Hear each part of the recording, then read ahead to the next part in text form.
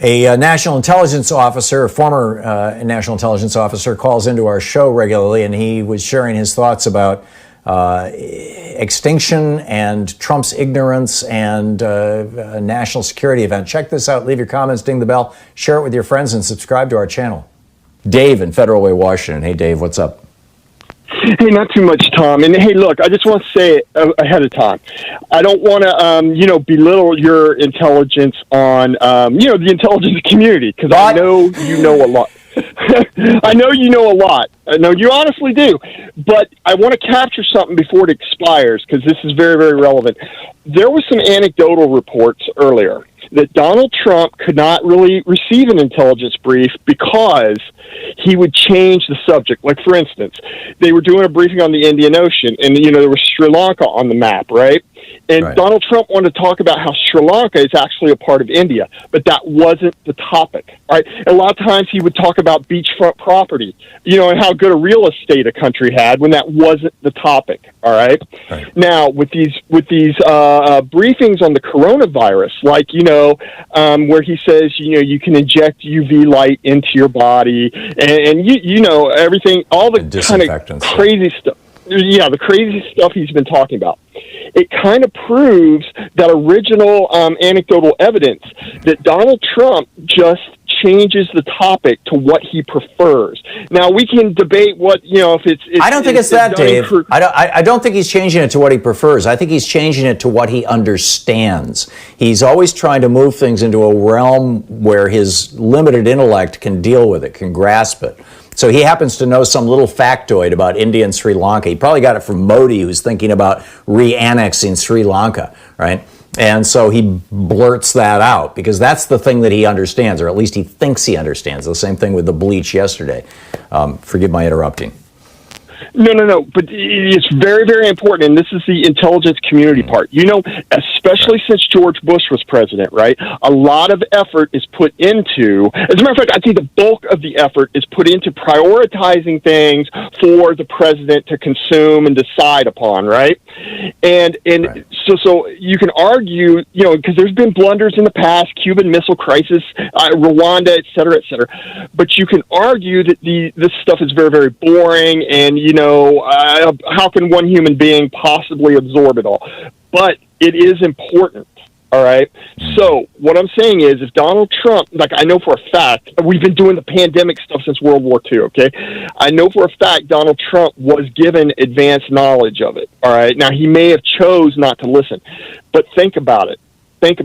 You know this from your friends in the intelligence community, Dave?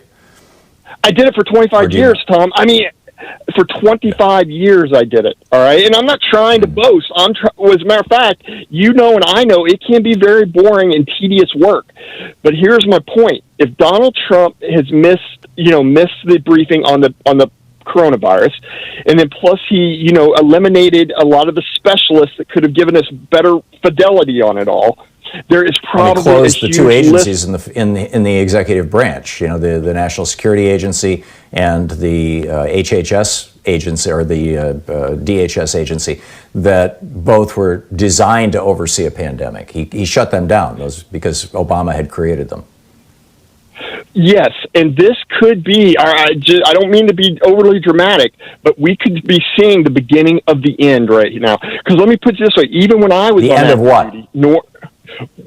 Maybe the end of life on this earth. I mean, look, when I was from coronavirus? No. From Trump not paying attention. Look, when I was on active duty, North Korea was already on the brink of collapse. All right. Now, now, supposedly it's anecdotal, but supposedly Kim Jong-un might die from complications due to coronavirus. If North Korea collapses, all right, and then we, what we've been preparing for years is humanitarian, right? To keep, because there will be a mass exodus into China. All right, if China and Russia and into South Korea. Yes, if China and Russia allow South Korean, U.S., Australian, Pacific forces, all right, up to the Yalu River, which they would never do before. But anyways, if they allow it, all right, this will be trillions and trillions of dollars. Well, you might say, well, Dave, so what? There's economic stimulus. But look at the economy right now. I mean, look, we are not going to survive it. And this is all based on a hypothesis. We're talking Great Depression. We're not talking end of life on Earth here, Dave. But are you saying that this could trigger a nuclear war? I mean, right now, Trump is moving warships into the South China Sea. The Chinese are getting belligerent. Trump is threatening Iran with war. I think he wants a war in order to distract us from what's going on so he can become a real wartime president. I don't think it'll work for him, but you said end of life on Earth. I don't get what you're talking about. You're talking about nuclear war? Well, no, look. All right, already the conservatives in America are saying that this coronavirus is a coronavirus coup. It is a liberal coup against the President Donald Trump. Now, that's ridiculous. But what if China runs with that?